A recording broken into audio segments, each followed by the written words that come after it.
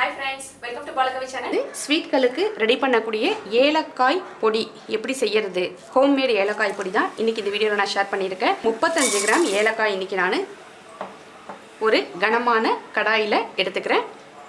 இதை மிதமான தீயில வச்சு இந்த ஏலக்காயை நான் வறுத்து எடுத்துக்கிறேன். ஸ்வீட்டுக்கு நம்ம உடனே ஸ்வீட் செய்ய போகிறோம் அப்படின்னா ஏலக்காய் வந்து நல்லா தூளாக்கி வச்சுருந்தோம்னா ஈஸியாக உடனே போட்டுக்கலாம். இந்த ஏலக்காய் தூள் வந்து மனம் வந்து நல்லா இருக்கும். நம்ம எந்த ஒரு பொருட்களுமே சேர்க்க போகிறதில்ல, வெறும் ஏலக்காய் மட்டும்தான். ஒரு ஏலக்காய் 2 ஏலக்காய்ன்னு சொல்லி ஏலக்காயை அப்போ கடைசி நேரத்தில் தட்டி செய்யும்போது நமக்கு கொஞ்சம் சிரமமாக இருக்கும். இதை மாதிரி நம்ம பொடி பண்ணி வச்சுக்கிட்டோம்னா இந்த ஏலக்காய் தூள் வந்து நமக்கு ரொம்ப உதவியாக இருக்கும். அதுக்காகவே சேர்ப்பாங்க. அப்படி அந்த சுகர் சேர்க்கும்போது அதோட ஏலக்காயோட ஒரிஜினல் கலரும் கிடைக்காது, சுகரோட சேர்ந்த கலரும் வெள்ளையாக தான் கிடைக்கும்.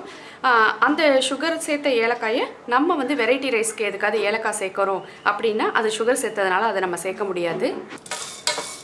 இப்படி வறுத்து செய்யும் போது ஏலக்காய் நம்ம லைஃப் வச்சுருக்கலாம். சீக்கிரமாக காலியாகாதவங்களுக்கு கெட்டு போகாமல் இருக்கும். ஏலக்காவோட நறுமணம் வந்துருச்சு, போதும். இதுக்கு மேலே நம்ம வறுத்து எடுக்கக்கூடாது. பாருங்க, ஏலக்காயில் நல்ல க்ரீன் கலராக இருந்தது. ஓரளவுக்கான ப்ரௌன் கலர் நிறத்தை விட குறைவான நிறத்தில் சிவந்து வந்துருச்சு, போதும். இப்போ நான் அடுப்பு ஆஃப் பண்ணிடுறேன். இதை நல்லா ஆற வச்சிடுறேன். நல்லா ஆறட்டும். இந்த வறுத்தெடுத்த ஏலக்காயை ஒரு பவுலில் நான் மாற்றிக்கிறேன். சூடான அந்த பாத்திரத்துலேயே இருக்கக்கூடாது, கலர் மாறிடும். நல்லா பொடி பண்ணி எடுத்துகிட்டு வந்துடுறேன். அவ்வளவுதான்.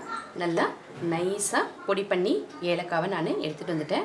இப்போ இதை நம்ம வறுத்து பொடி பண்ணதுனால தான் இந்த அளவுக்கு நமக்கு தோலும் சேர்ந்து வேஸ்ட் ஆகாமல் ஃபுல்லாகவே ஏலக்காய் தூள் பொடியாக இருக்குது. நீங்கள் இதோட ஒன்று இந்த மெத்தட் ஃபாலோ பண்ணி ரெடி பண்ணிக்கலாம். இல்லை ஸ்வீட்க்கு மட்டும் தான் ரெடி பண்ண போகிறோம் அப்படின்னா இதில் ஒயிட் சுகர் சேர்த்து நீங்கள் பொடி பண்ணிங்கன்னா வறுக்கவே வேண்டாம், டைரெக்டாக அப்படியே பொடி பண்ணி எடுத்துக்கலாம். ஆனால் அந்த ஒயிட் கலரோட சுகர் வந்து ஆட் ஆகும்போது இதோட க்ரீன் கலர் நிறம் வந்து கொஞ்சம் குறைவாக காணப்படும். இதே மாதிரியான ஏலக்காய் கலர்லேயே கிடைக்கணும் அப்படின்னா இந்த மெத்தட் வந்து ரொம்ப ஈஸியாக சிம்பிளாக இருக்கும். இதை எல்லா வித ரெசிபிகளுக்குமே இந்த ஏலக்காய் பொடியை நம்ம சேர்த்துக்கலாம். அவ்வளோதான் ஃப்ரெண்ட்ஸ். இந்த வீடியோ உங்களுக்கு பிடிச்சிருந்தா மறக்காமல் லைக் பண்ணுங்கள், உங்கள் ஃப்ரெண்ட்ஸுக்கு ஷேர் பண்ணுங்கள். பாலகவி சேனலை சப்ஸ்கிரைப் பண்ணிங்க ஃப்ரெண்ட்ஸ்.